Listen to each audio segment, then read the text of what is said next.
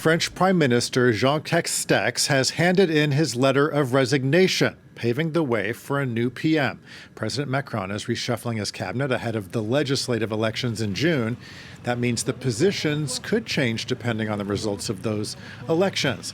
But in the meantime, there's been a lot of speculation about who the new prime minister could be. Our international affairs editor, Armen, Georgian, joins us now. So, Armen, who is in the running to be the next PM?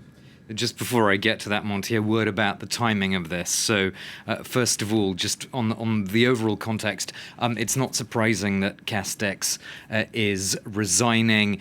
After all, President Macron has just been re-elected. He obviously wants to give us a new sort of feel to his second term in office. Part of giving that second term a new feel will be the announcement of a new government. So there's going to be an actual reshuffle of the cabinet, but we won't know exactly who's in the new cabinet tonight. That's more likely to come tomorrow. So for now, we're just dealing with this question of who's going to be the new prime minister. But certainly the goal is to give a new look to the government. Jean Castex, of course, has been in that post for a few years now, taking over from Edouard Philippe. So when Macron was in Berlin visiting the German Chancellor, he said, I already know who my new prime minister is going to be. So he was sort of teasing the public and reporters. So this has not been a surprising thing. That's the main thing I want to get across. As to who is in the running, well, we know from Macron's entourage that it's very likely to be a woman. And there's been a sort of attempt to promote the idea of a female prime minister for some time, because France has not had a female prime minister in more than 30 years. France has had senior politicians in high-level jobs that are women, but not at the very highest level. So it's very likely to be a woman. Several names have been suggested in the last few days, but we should know very, very shortly who is actually the prime minister. So if Macron names the new PM, as we're expecting to hear, we have these legislative elections coming up in June.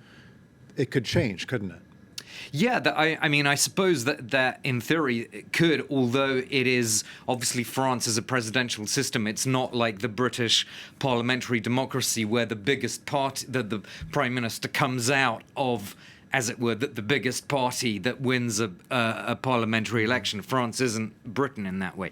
So, it's the president of France that chooses and nominates a prime minister. I suppose, very hypothetically, if there was a huge, landslide for one of the other blocs, not for the centrist bloc that is pro-Macron, including his Republic on the Move party, then there would be pressure to appoint a prime minister from that bloc. But clearly the goal for now for Macron is to appoint somebody who's going to inject a bit of energy and dynamism into the campaign, and for him to try to get as many seats in parliament as possible for that centrist bloc, and to avoid what in France is known as cohabitation. That's when president is from one party and the majority in parliament is from a different party.